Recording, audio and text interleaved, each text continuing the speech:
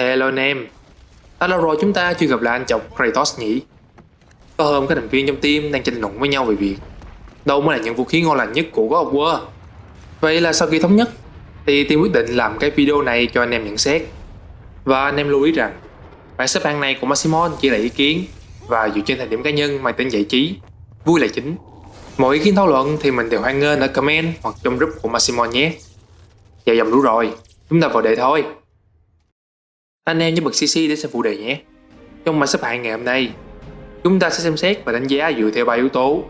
Đó là độ mạnh, độ ngầu và độ linh hoạt. Mở màn cho video là vũ khí ở vị trí thứ 10, Shatter College of Rage. Nếu là fan cứng của anh Chọc hay đã xem các video trước của Maximon thì hẳn là anh em vẫn nhớ tới cái găng tay vô cực này nhỉ, là một easter egg lấy từ Marvel. Nếu anh nhà tím Thanos có găng tay Infinity thì anh Chọc Kratos cũng tự sắm cho mình một cái găng tay niên kỷ. Đây là một vũ khí ẩn có khả năng bắn ra những chùm đạn màu tím siêu mạnh và siêu ngầu. Nhưng khá nhiều người đã lơ vũ khí này đi vì thấy nó quá yếu ở thời điểm ban đầu và quá ngọt chỉ đến với những ai biết vung trồng. Nếu anh em nào chịu khó nâng cấp nó lên max level, kèm đã tìm được 6 viên ngọc, thì chúc mừng anh em ta có thể dư sức đấm Venom, Lucio và mấy thần Bắc Âu rồi nhé. Ngoài ra, 6 viên ngọc của cái găng này thì mỗi viên đều có một hiệu ứng riêng, như nâng cao sát thương và phòng thủ, cũng như cho anh Chọc một số năng lực đặc biệt khác. Nên về mặt linh hoạt thì khỏi phải bàn. Anh em nào chưa biết công dụng của từng viên ngọc thì có thể quay lại xem video bố già thần khí nhé. Tuy nhiên, mạnh thì mạnh, nhưng quá trình kỳ cuốc thì chua lét, nên Maximon cho điểm như sau. Tiếp theo, nằm ở vị trí số 9 là Artemis Blade. Chắc hẳn là rất nhiều anh em sẽ bất ngờ vì sự xuất hiện của cái đao này ở trong bảng xếp hạng, bởi vì đây là một thanh vũ khí khá là cũ từ phần game đầu tiên, mà bản thân nó cũng không có nguồn gốc gì đặc biệt đến mức mình không nhắc đến nó trong 3 video phân tích vũ khí trước đây. Nhưng cái hàng chặt thịt lần này khá may mắn vì cái tiêu chí đánh giá trong video này đã đổi khác. Sau khi Artemis quyết định ban tặng cho Kratos một cây đao tuy khá to, nhưng về độ ngầu thì cũng thường thường, để hỗ trợ cho anh Chọc trong việc lật đổ Ares. Nhưng ở thời điểm đó thì đã quá muộn cho cây đao này tỏa sáng, khi mà chúng ta đã bị sự dũng mãnh và ngày một điên cuồng hơn sau nhiều lần nâng cấp của Blade of Chaos hớp hồn. Tuy nhiên, Artemis Blade cũng có cái chất riêng của mình. Bù lại cho tầm đánh khá gần thì sức công phá của nó lớn hơn nhiều so với Blade of Chaos. Thành ngữ dùng cho mối châu để giết gà có thể dùng để miêu tả khung cảnh anh Chọc cầm cái đao này để làm gọi lũ lính lát lôi choi. Và khi anh nâng cấp Max thì phải nói là chặt quá như chặt tàu hũ. Có thể nói chỉ cần chặt vài con Minotaur là Kratos đủ vốn để mở một tiệm thịt bò. Nhưng nó lại là điểm sáng duy nhất của nó. Ngoài ra thì nó cũng không hề có những đòn combo sướng mắt như những thành vũ khí khác, nó chỉ đơn điệu để sát thương làm trọng điểm. Vì lý do này, mình xếp nó hạng áp chót với số điểm như sau. Và ở vị trí thứ 8, đó là Spear of Destiny. Tiếp tục với một thanh vũ khí tuy ở tức diễn nhưng cũng có phần xây dựng độ ngầu và tên tuổi của Kratos. Không có câu chuyện nào đặc biệt về nó, anh Chọc của chúng ta chưa vô tình chôm được trong lúc này chiến đấu trên không trung với một tên tướng của Griffin.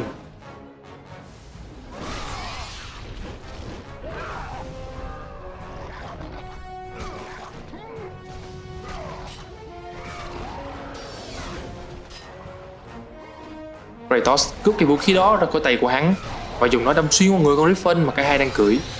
Tưởng đâu nó chỉ là công cụ mượn tạm để giết boss. Nhưng một lúc sau, Kratos tìm thấy xác con Griffin xấu số đó với thanh thương hai đầu vẫn còn ghim trên người. Ủa trời cho, ngu gì không lấy. Kratos rút Spear of Destiny ra, chấm dứt sự đau đớn của con Griffin và có được thêm cho mình một cây hàng ngon và cái sạp vũ khí. Nó cũng có chút đặc biệt hơn đa số các vũ khí mà Kratos từng sử dụng, bởi vì nó thuộc số ít các vũ khí dài và Kratos cần dùng cái hai tay để cầm. Ngoài ra, dù là hàng lụm nhưng Spear of Destiny cũng sở hữu một số combo khá mát mắt, và tuyệt kỹ đặc min nối chậm có thể công phá diện rộng khá hữu ích mỗi khi anh Chọc bị quái bu. Nhưng nó cũng khá dễ chán vì nâng cấp lên thì cũng không có làm gì đặc biệt ngoài tăng sát thương. Vì vậy, nó xứng đáng với số điểm như sau. Lọt vào top 7 đó là bộ Armor Sparta. Trong phần game Ghosts of Sparta, chúng ta có thể được trải nghiệm cảm giác như thế nào là một chiến binh Spartan chân chính. Như mình đã từng nói, không có gì lột tả được thần thái chiến đấu cùng sự hoang dã của một Spartan hơn là một cái khiên tròn cùng một thanh giáo dài. Ngay cả cái tên thôi cũng đã đậm chất Sparta. Dù nó không bị cột chặt vào hai tay như cặp Blade of Chaos, thì cặp khiên và giáo này cũng đã theo anh Chọc chinh chiến hơn nửa cuộc đời. Và lại, Tốc độ ra đòn khi chiến đấu của nó cũng không hề thua kém song đao hỗn mang. Các đòn combo tuy không quá nhiều, cũng tạm đủ xài. Và điều đặc biệt là nó hoàn hảo để sử dụng trong mọi tình huống. Đối cận chiến thì không có gì để chê. Còn khi chán thì anh chọc có thể chơi phóng lao. Chưa kể là tấm khiên ngoại trừ phòng thủ thì còn có thể tung ra những đòn đẹp mắt không kém gì Captain America. Điểm trừ duy nhất của nó là các kỹ năng còn hạn chế và không hoành tráng bằng các vũ khí còn lại trong bảng xếp hạng. Chính vì khả năng công thủ song toàn và tạo hình đặc trưng, mình cho điểm như sau. Chuyển sang vị trí thứ 6 là Nemesis Whip. Có thể nói rằng đây là cái vũ khí làm mình thất vọng nhất trong God of War 3.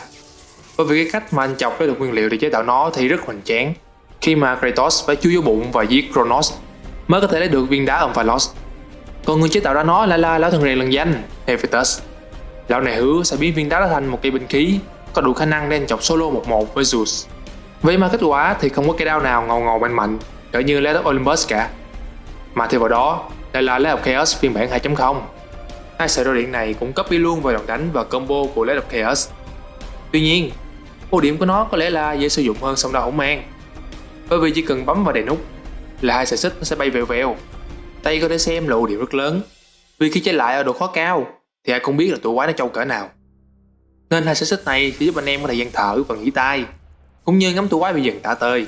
Ngoài ra, do có tốc độ đánh nhanh cùng hiệu ứng sát giật nên combo của nó nhìn rất đã mắt. Do đó, mình cho điểm như sau. Đề cử vào top 5 chính là Blade of Olympus. Chắc chắn là hiện giờ có nhiều anh em đang không đồng tình với vị trí xếp hạng của cây thanh kiếm này. Một thanh kiếm với sức mạnh siêu khủng, được tạo thành từ tinh túy của thiên giới và nhân giới, lại còn do chính Zeus chế tạo ra để chấm dứt cuộc chiến với Titan. Vậy mà chỉ đáng hành năm sao. Độ ngầu của nó thì khỏi phải bàn đi, ai cũng nghe và biết đến nó rồi. Còn ở phần sức mạnh, dù trong quá khứ khi ở trong tay Zeus nó mạnh đến mức nào, thì thời huy hoàng của nó cũng chỉ nằm ở quá khứ mà thôi. Bởi vì tính chất của Blade of Olympus là chí mạnh khi bản thân chủ nhân nó cũng mạnh. Đó cũng là lý do vì sao Zeus không ngần ngại sử dụng nó để làm cái bẫy và kết liễu Kratos ở God of War 2. Nó không sợ Kratos sẽ từng dùng thanh kiếm để đánh ngược lại lão. Tuy vậy, ưu điểm của nó không phải nằm ở việc thiếu sức mạnh, mặt khác là nó quá mạnh. Vì mỗi khi anh chọc cung thanh kiếm là lũ quỷ chết như rạ. Điểm thua thiệt của nó là vì nó quá đơn điệu, không có nhiều công năng hay đòn thế cũng như không thể nâng cấp được. Chưa kể, mỗi khi muốn dùng nó thì Kratos phải kích hoạt cơn thịnh nộ Sparta, mà việc tích thanh nộ cũng mất khá thời gian. Nên tuy nó rất tốt, nhưng mà rất tiếc, do độ linh hoạt quá kém. Điểm số của Blade of Olympus chỉ đủ để vào top 5 thôi.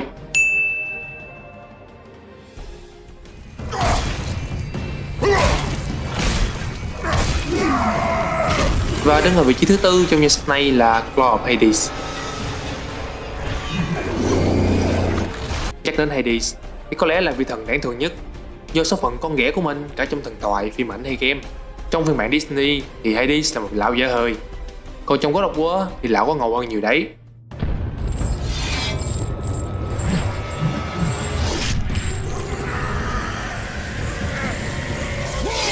Nhưng điểm đẹp trai lại là số âm.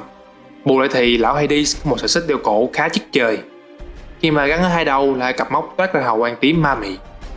Ánh hào quang này khi càng hút được nhiều linh hồn trong lúc chiến đấu thì càng tỏa sáng dữ dội hơn, nhìn khá mê hoặc.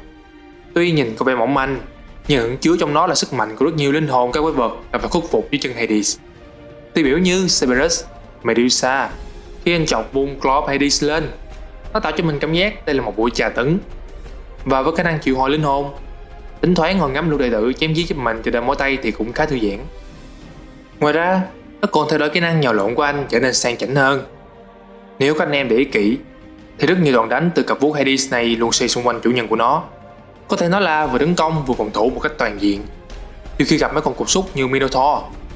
Vì là hàng ngon nên mình cho điểm nó như sau. Chuyển đến top 3 thì cái tên được xướng lên là Nemean Sextus.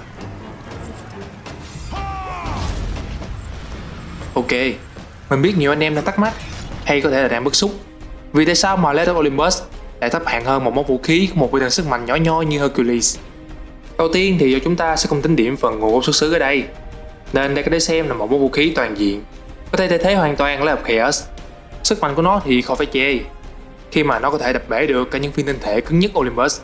Và dù là bao tay, nhưng tầm đánh của nó không ngắn như con đá đồng Zeus, vì có thể bắn ra 2 xạ xích giúp anh chọc đu đưa trên không, hay cái con quái về rồi thỏa thích nắm vào mặt nó không chịu phát nào. Chưa kể, mỗi khi nâng cấp, nó còn được mở thêm chiêu thức, và khi ở max level, nó còn có thể tung ra đòn đánh diện rộng, hất tung mọi thứ lên không trung. Phải nói rằng còn gì sướng hơn cái cảm giác khi mà bị sếp chửi, bị gấu giận, hay Dinet bị phụ binh găng, mà có thể xách đôi tay này lên mà đâm lưu bò Minotaur để xả chết nhỉ. Do khá toàn diện nên điểm chính thức của nó là đến 2 vị trí cao nhất của bảng xếp hạng ngày hôm nay, và chắc hẳn cũng sẽ khiến các anh em phải tranh luận. Ở vị trí áo quân của chúng ta là cây Leviathan X, là vũ khí khởi đầu và sau này sẽ song hành cùng Blade of Chaos, tạo thành cặp đôi lô súp lửa băng trong phần God of War 2018. Chắc chắn một điều rằng cái rìu băng này sẽ tiếp tục đóng một vai trò quan trọng trong tương lai của tựa game, và không chỉ tuyệt vời về mặt hình thức, các đòn đánh của cái rìu Leviathan cũng cực kỳ đa dạng. Không chỉ có thể cận chiến với những đòn bổ rìu nát sọ đầy uy lực, cái rìu còn là nổi kinh hoàng với những cú băng rìu rồi thu lại đầy mạnh mẽ, đậm chất Viking của anh chồng. Và nếu biết có tầm ăn ý với tấm khiên thì phải nói là bất khả xâm phạm. Ngoài ra còn có các đòn đánh pháp thuật hỗ trợ cho việc giải tán đám đông mỗi khi anh chọc bị quái bù, khiến cho cái rìu này công thủ toàn diện.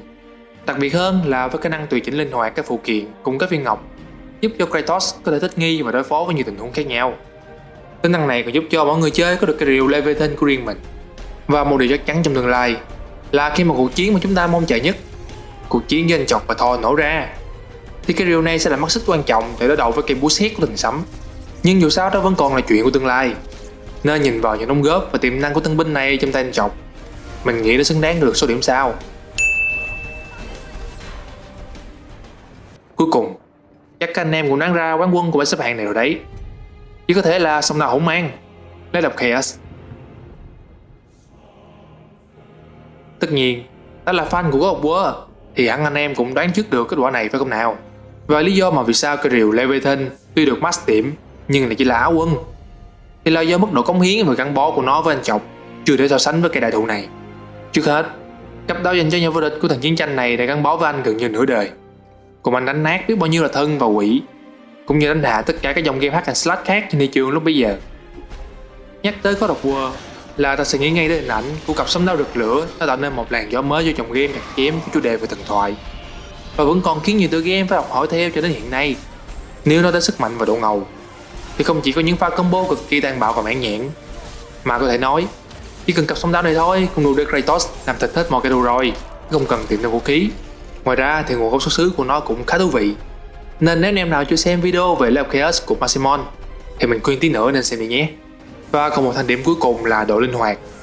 Thì đứa con cưng này không chỉ gắn bó với anh chọc vào những phút đầu tiên của game, mà cũng chính là gắn bó với những phút đầu của người chơi.